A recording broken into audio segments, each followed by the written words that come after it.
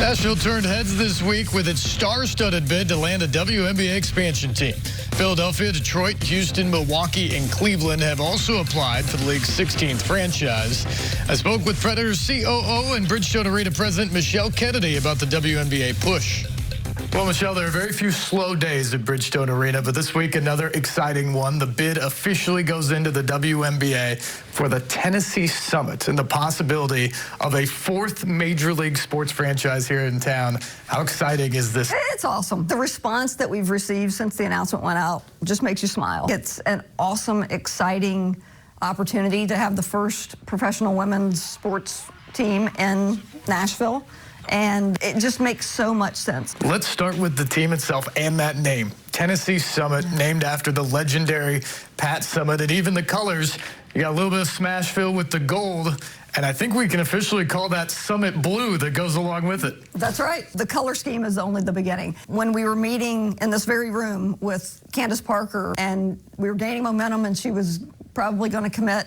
And then when we told her what the name was going to be, she was absolutely speechless. Candace and Pat, legends in basketball, but to just see the personal part of that and to see how touched Candace was by that and how compelling that was for her, it was a really touching moment. So your official title is COO of Bridgestone Arena and the Nashville Predators. Bill Haslam, of course, chairman of the Predators board.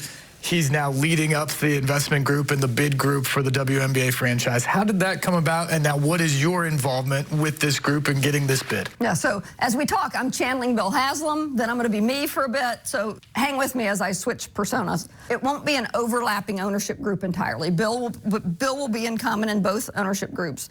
There will be other owners in the Tennessee Summit group that are not a part of the Predators owners. So Michelle, as president of the Preds and Bridgestone Arena, it's a great opportunity for another tenant.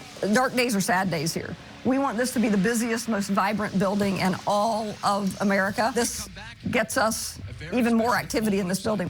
From an operational perspective, Bill and Chrissy are very, very interested in emulating a lot of the things that we've done with the Preds. They want the Tennessee Summit to be as much a part of this community in the state of Tennessee as the Preds are. It's not just the Haslams, though. It is a star-studded group. You mentioned Candace Parker, right. Peyton Manning, and then you've got Tim McGraw and Faith Hill as well. What does it mean to have that level of energy and excitement behind the bid? I think it is so symbolic of what Nashville is. So Faith and Tim, a big part of the country music community. If you think about any big event that goes on here, think about when we did the All-Star Game, when we had the Stanley Cup run. The city comes together in such a tremendous way. With Peyton and Candace, it's the influence of Pat, and it's also the Haslams. The Haslams pick up the phone and call someone, and the people on the other end of the phone are so excited to work with them. They're people who are full of integrity. The reputation precedes them. And so it's the perfect scenario for all these folks to come together and create a really, really exciting opportunity for the city. Michelle, it's also a women's major league professional sports franchise that could be coming to Nashville here. As a former women's college basketball player yourself, how exciting is it to potentially be able to provide that opportunity? Yeah, I mean, it's great. The importance to me is that a little girl can see someone who looks like her doing something at a very, very high level. And we'll have it here in this building, in this town. The other thing that'll be very important to us and gets back to the community-centeredness, we will create, much like we've done with youth hockey with the Predators, we will create a vibrant youth basketball community, and just like our Predators players do, they'll be able to interact with these folks, which is, you know, it's dream come true kind of stuff for those kids. Caitlin Clark and her prominence has really opened a lot of folks' eyes to the game. This is a pure, fun, awesome game to watch, and so I think it's going to have an impact on boys and girls alike. It's going to be just a great high-level elite sport, another one for Nashville to be proud of. So that's the benefit, but every time we talk about this, whether it be new stadium or baseball or soccer, people want to know what the community involvement is to make something like this happen.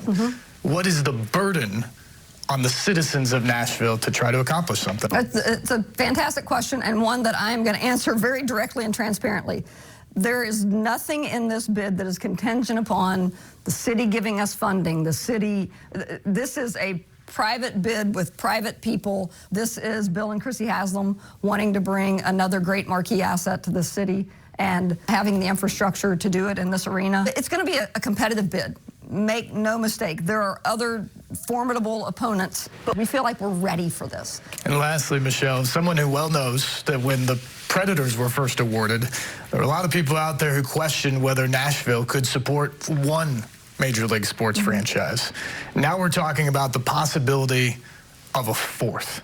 What level of pride is there in that, and why do you think Nashville is so ready at this moment? I do not think there's a capacity issue for professional sports in Nashville. I think that Nashville can enthusiastically support 4 or 5, whatever the number is. When we first came to Nashville as a hockey team, nobody knew what hockey was. And this is football country, right? The history of women's basketball in this state, we start miles ahead of where the Predators started 25 years ago. So I think that we will very, very quickly see robust crowds, huge excitement. We love that we've been a part of creating that intense fandom here, and have no doubts whatsoever that that same intense fandom will quickly attach to the Tennessee Summit.